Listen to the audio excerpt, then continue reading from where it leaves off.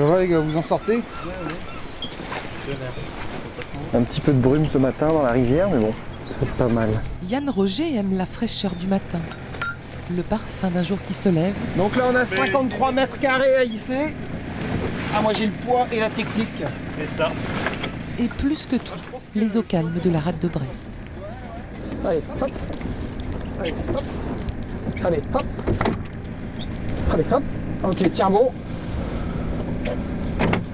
Ok. On a quitté donc le port du Tinduf et on va bientôt passer le Bindy. Et ensuite on va arriver dans le Chenal, dans la partie, le début de l'Aulne, l'Aulne maritime. Regardez un peu ce magnifique soleil là. Sur la pointe du bas. Le jeune Brestois a parcouru les mers du monde avant de décider d'ancrer sa vie ici. Là on a le lever du jour, la brume, qu'on va voir un petit peu les derniers bancs de brume là, du matin dans la rivière. Donc là on est directement dans la partie côte sauvage de la rade de Brest. C'est vraiment sympa comme coin, et puis c'est tous les jours c'est un peu magique, c'est le petit cadeau du début de journée. Genre, voilà, pouvoir embarquer. On va manger des huîtres alors. Ouais. C'est bon. Mathieu, tu connais pas mon pote Mathieu? Les huîtres de la rade et moules de Bouchot grandissent le long de la rivière. Les ostréiculteurs affinent leurs coquillages à l'abri des vents dominants. Salut les gars. Salut. Vous allez bien? Ça va? Bah Ouais, écoutez, écoutez, super. Comment vous allez? Nickel. À la marée, Salut, chercher Mathieu. des coquillages. Bah ouais, on fait une petite promenade dans le coin. Super. J'ai quelques huîtres à vous faire goûter si ça vous dit. Ah ouais, bah Parfait. allez, Bon bah c'est parti, bisous. venez.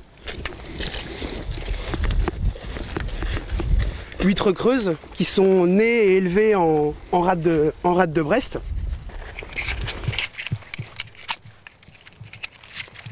Et donc ça c'est une huître qui a quel âge alors? Alors ça c'est une huître qui a à peu près 3 ans. On va avoir des huîtres qui sont très douces, assez gourmandes et puis presque avec des goûts de forêt un petit peu à l'automne. Par contre, quand on va aller plus vers le goulet, on va avoir quelque chose de beaucoup plus puissant, plus océanique, plus iodé. Petit vent qui est en train de se lever là, parfait. Aux côtés d'un papa passionné de charpenterie de marine, Yann a grandi parmi les bateaux en bois. Ils ont une âme, ils vivent, ils bougent, ils craquent. Il y a des odeurs. Ici on fait tout nous-mêmes, hein. Donc l'entretien des cordages, les peintures, la mécanique. C'est un bateau qui peut durer, si on l'entretient régulièrement, des dizaines et des dizaines d'années. Le marin brestois de 35 ans a entièrement restauré son voilier. L'Ocmona, construit en 1956, est un ancien bateau de pêche à la coquille Saint-Jacques de la rade de Brest. Il y avait jusqu'à 300 coquillers à voile en rade de Brest entre les deux guerres. Et il pouvait être même 150 sur le même banc de coquille Saint-Jacques. Moi j'ai appris à naviguer ici. La rade c'est navigation un peu comme un lac.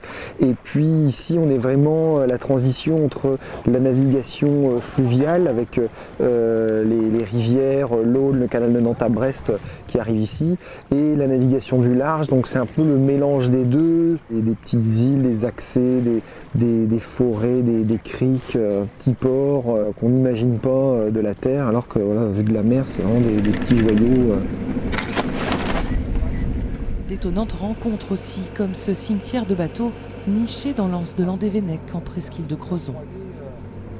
C'est des anciens bateaux de guerre qui attendent de partir à la casse, se faire déconstruire. Et donc là, il y a le Colbert qui est là, le plus gros. On a des frégates, on a des patrouilleurs, escorteurs. C'est vrai que ces bateaux, dans cette nature, il y a quelque chose aussi, hein, ça ne laisse pas indifférent. On a des gens aussi à grande marée basse comme ça qui viennent pêcher par ici. C'est pas facile d'accès, on peut accéder là uniquement en bateau. Donc ils viennent s'échouer là le temps de la marée et puis on les voit, ils sont en train de pêcher des coquillages. Yann vit de la rade. L'Ocmona lui a permis de créer son activité.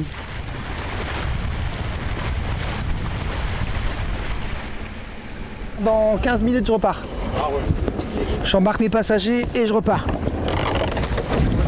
D'avril à octobre, il fait découvrir au grand public le plan d'eau de son enfance. Pas plus de 14 passagers à bord et c'est parti pour 3 heures de navigation à l'ancienne. Vous êtes parés partout? Allez oui, c'est parti. Allez, on tire bien fort. Allez, 1, 2, 3. Allez, on tire bien fort. Allez, on tire bien fort. Ok, c'est bon, on peut lâcher. Cette petite île ronde là, qu'on appelle l'île ronde, ça a été une ancienne carrière de calcaire. Vous allez voir les strates, ça a été une ancienne carrière de marbre. À l'abordage! On a l'impression d'être des pirates, on rejoue un peu des scènes qu'on a vues dans les films, on voit des bateaux, c'est un peu comme des musées, mais musées flottants, musées vivants. Donc on voyage à travers le temps et on se replonge dans la navigation à la voile. Et Vieux Gréement, c'est un objet de passion, un objet de plaisir, un objet de loisir, et puis pour certains, c'est un objet de travail encore. Moi j'ai un bateau qui n'a que 30 ans, là c'est un coquillier qui a une histoire, il faut sauvegarder tous ces bateaux-là, c'est très important pour tout le monde.